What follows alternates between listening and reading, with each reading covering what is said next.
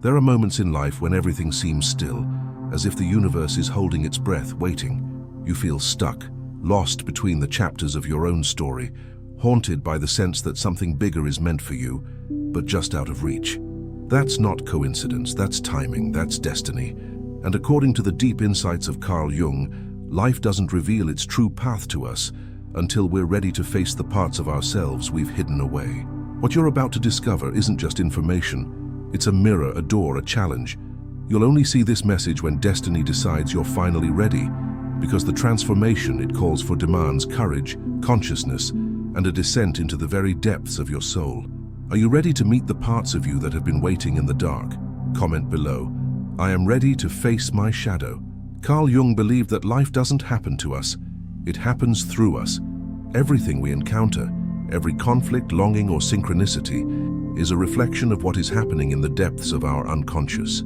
According to Jung, the journey of becoming whole, what he called individuation, requires us to confront and integrate the hidden aspects of our psyche. These aren't just ideas, they're living forces within us. Central to this transformation is the concept of the shadow, the parts of ourselves we deny, repress, or fear.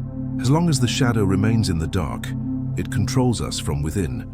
But when we become conscious of it, when we begin the courageous act of turning inward and facing what we've avoided, life begins to respond differently. We start seeing opportunities, signs, and shifts that were invisible before, not because they didn't exist, but because we weren't ready to perceive them. Jung also spoke of projection, how we see our own unconscious contents in other people. What irritates or fascinates us in others often mirrors parts of ourselves we haven't accepted. Destiny in this light isn't a fixed path laid out before us. It's a process of uncovering what's been hidden inside. And that process unfolds only when we are psychologically mature enough to handle it. The union of anima and animus, the feminine and masculine aspects within each person, also plays a vital role. This internal balance awakens when we begin to honor both logic and intuition, action and reflection. When the inner marriage begins, the soul whispers louder. So if you're seeing this now, perhaps it's because a threshold is opening, not outside of you, but within. And the question isn't what the world has planned for you. The question is, who are you becoming? The most powerful obstacles in our lives are not external circumstances, but the unconscious parts of ourselves we refuse to face. Jung called this hidden reservoir of traits, emotions, and instincts the shadow. It is formed early in life, as we begin to internalize which behaviors, desires, and expressions are acceptable and which are not. The rejected elements don't disappear. They simply go underground. Over time, this shadow becomes a silent force directing much of our behavior, often without our awareness.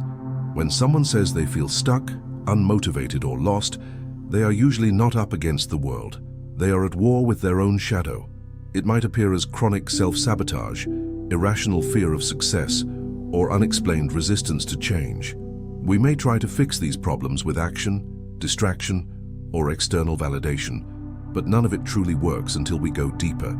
To grow into who we are meant to be, we must make the unconscious conscious. That means seeing where we are resisting our own evolution. The shadow is not inherently evil. In fact, it often contains the very qualities we need in order to thrive: courage, assertiveness, sensuality, creativity, anger, even ambition. But because these parts were shamed or feared, they became associated with danger, so we push them away, unaware that in doing so, we dim our own light. This suppression doesn't just hold us back, it distorts how we see the world. We may find ourselves judging others harshly for traits we secretly possess. We might resent people who seem free, successful, or passionate because they activate something in us we've denied. This is how the shadow hides, not in silence, but in projection. It lives in the people we can't stand, the things we avoid, and the dreams we fear to pursue. Facing the shadow is not about self-blame. It's about radical self-honesty. It begins by noticing our emotional triggers, not to control or suppress them, but to inquire, what part of me is being mirrored here? What is this reaction pointing to inside me? Jung famously said, "Until you make the unconscious conscious, it will direct your life and you will call it fate." In this sense, many of us are not actually following our true path, but living a life dictated by the very things we've refused to acknowledge. The reason destiny seems delayed is not because the world isn't ready, it's because we aren't. Growth requires integration, and integration means bringing back the pieces of ourselves we've disowned. This is not a mental exercise, it's a descent into the emotional and spiritual underworld. We meet the parts of ourselves we were told were too much or not enough. We give them space to exist. We allow the full spectrum of our humanity to re-enter the conversation. This is the sacred tension of transformation. It is not linear, it is not neat, but it is necessary. You don't overcome the shadow by eliminating it. You grow by learning to stand in its presence without being ruled by it. Over time, what was once feared becomes a source of power. The very traits you rejected become tools for resilience, insight, and authenticity. The irony is that the parts we try hardest to suppress often contain the very gold we are looking for. This is what Jung referred to as the gold in the shadow. Our greatness is not found in perfection, it's found in wholeness. And wholeness includes the dark, the broken, the buried. So when life feels paused, when nothing moves, and you feel unseen or forgotten, the question is not what should I do next, but what part of me have I not yet welcomed home? When we begin this work, the outer world shifts in response. Opportunities appear, relationships evolve, meaning deepens.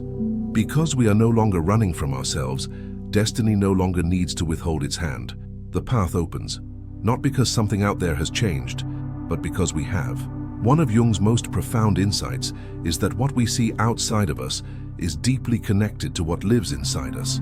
This principle is embodied in the concept of projection. Projection occurs when we unconsciously place parts of our inner world, traits, fears, desires, or wounds, onto people, situations, or even symbols in the external world. This mechanism is not a flaw of the psyche. It's how the unconscious attempts to make itself visible. Most people believe their perception is objective, but Jung revealed that we rarely see others as they are. We see them as we are. The qualities we most admire or despise in someone else are often reflections of aspects of ourselves that we have not fully acknowledged. What you judge is often what you've disowned. What you idealize is often what you've buried. In this way, the world becomes a mirror, not a barrier. Consider how often we meet someone and instantly feel tension, irritation, or admiration without knowing why. That intensity is rarely about the other person. It's about the meaning our unconscious attaches to them. If someone's confidence infuriates you, it may be because your own assertiveness was repressed. If someone's vulnerability moves you deeply, it may be because your own softness has been locked away. These reactions are messages, not judgments. Projection serves a purpose. It helps the unconscious communicate with us, but it also blinds us. When we believe the problem or the solution is out there, we surrender our power to change. We repeat patterns, blame others, or search endlessly for someone to complete us. In truth, we are chasing parts of ourselves. Destiny delays itself when we remain trapped in these loops. Because while we project our disowned parts onto others, we avoid the responsibility of integrating them. Jung taught that transformation begins when we withdraw our projections. This doesn't mean we stop feeling deeply. It means we become curious about the emotions others stir in us. The goal is not to analyze others, but to investigate our own response to them. This is where personal alchemy begins. By recognizing that the world is mirroring us, we reclaim what we've given away. The person who triggers you becomes your teacher. The event that unsettles you becomes your invitation. The pattern that repeats becomes your map. This is not spiritual bypassing. It's a form of radical accountability. When we stop blaming the world and start seeing it as a reflection, our entire orientation to life shifts. Conflict becomes an opportunity for self-knowledge. Envy becomes a signpost for buried desire. Anger becomes a signal of boundaries that need honoring. The world becomes interactive, not just a place we live in, but a space where our psyche is constantly speaking to us. But this level of consciousness is not comfortable. It requires dismantling illusions. It requires questioning the stories we've told about ourselves and others. It requires facing the fact that the pain we carry isn't always someone else's fault. It's often the consequence of staying unconscious. This is not about self-blame. It's about stepping into the power of awareness. The more projections we reclaim, the clearer our vision becomes. Relationships change because we no longer need others to carry our wounds or fantasies. Decisions become more aligned because we stop reacting and start responding. And most importantly, the path ahead becomes visible because we're no longer trying to find ourselves in the external world. We're bringing ourselves back home. Destiny responds to clarity.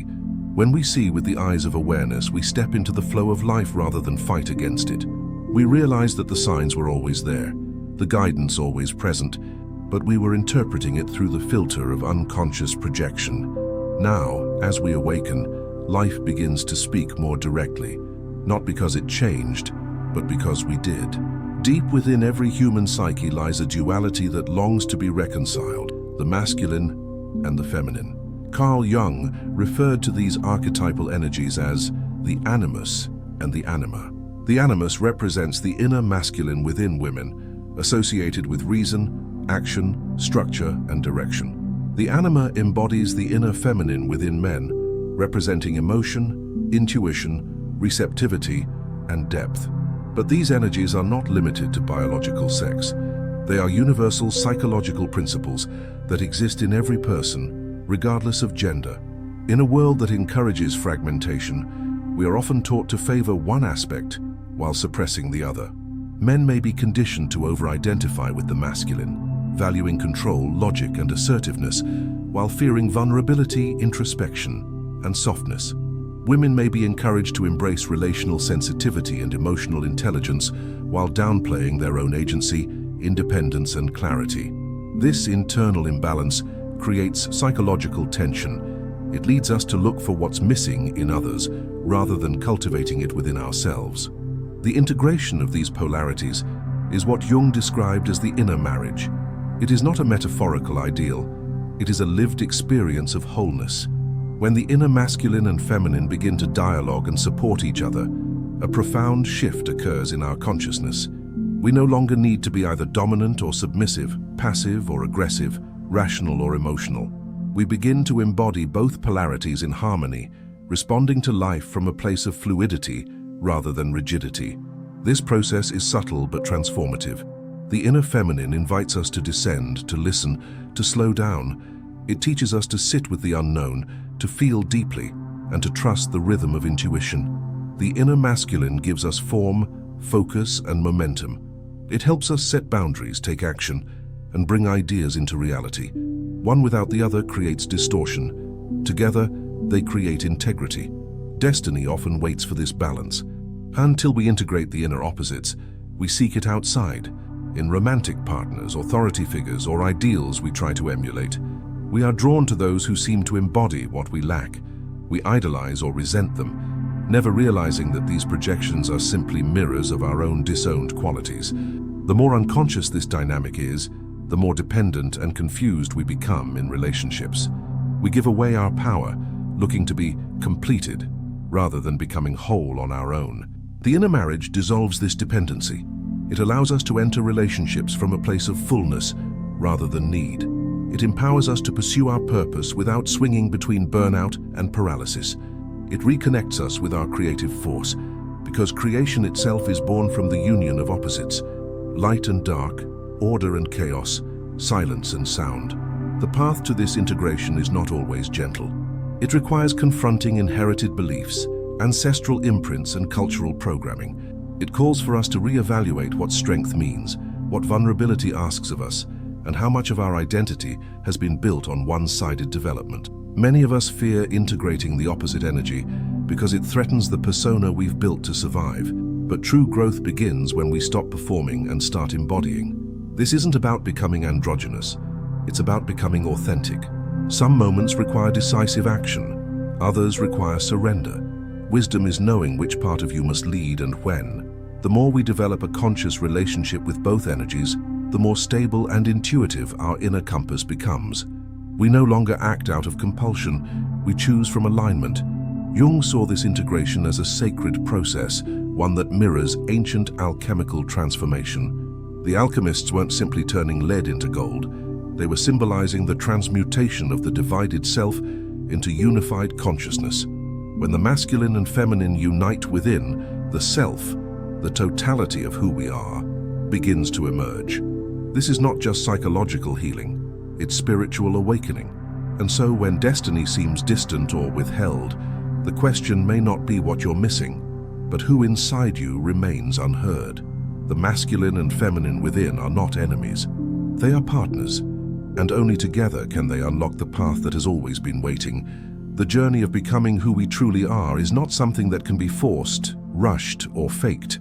It unfolds according to an inner rhythm, a kind of sacred timing that Carl Jung referred to through the process of individuation. This is the psychological and spiritual path through which we integrate all parts of the self, the conscious and unconscious, the shadow and the persona, the masculine and feminine, into a unified whole.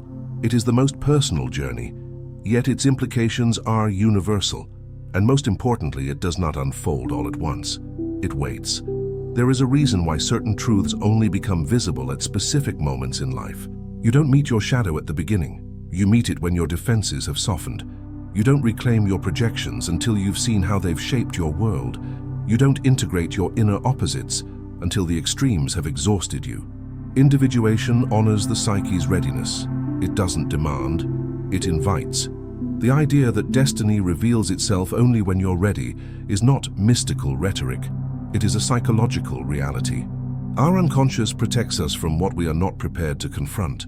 It reveals truths in layers, as our ego becomes strong enough to handle them. Many people want change, but very few are willing to endure the inner death that true transformation requires.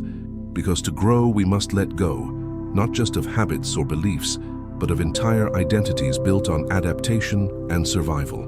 In this way, the delay of destiny is not punishment, it is protection. It is the soul waiting for the personality to catch up. The timing of breakthroughs, awakenings, and opportunities is intimately linked to our level of self-awareness. When we resist inner work, the outer world reflects that resistance through stagnation, chaos, or endless repetition. But when we begin to listen, truly listen to the subtle messages within, life shifts. We stop feeling like we are pushing against the current, and instead feel carried by something wiser than we can name. Individuation is not a destination, it is a spiral. We return to the same wounds, the same questions again and again, but each time with more depth, more honesty, more capacity. What once triggered collapse now invites reflection. What once felt threatening now feels like truth, and slowly we begin to live from the center, rather than the periphery of ourselves. There is immense freedom in understanding that your path cannot be compared to anyone else's. Your timing is your own. Some awaken early through crisis, others through stillness. Some find their purpose in solitude, others through relationships. The outer forms vary, but the inner work is the same: to become conscious of what is unconscious and to live in alignment with the self rather than the mask. This is why sudden change often follows long periods of quiet.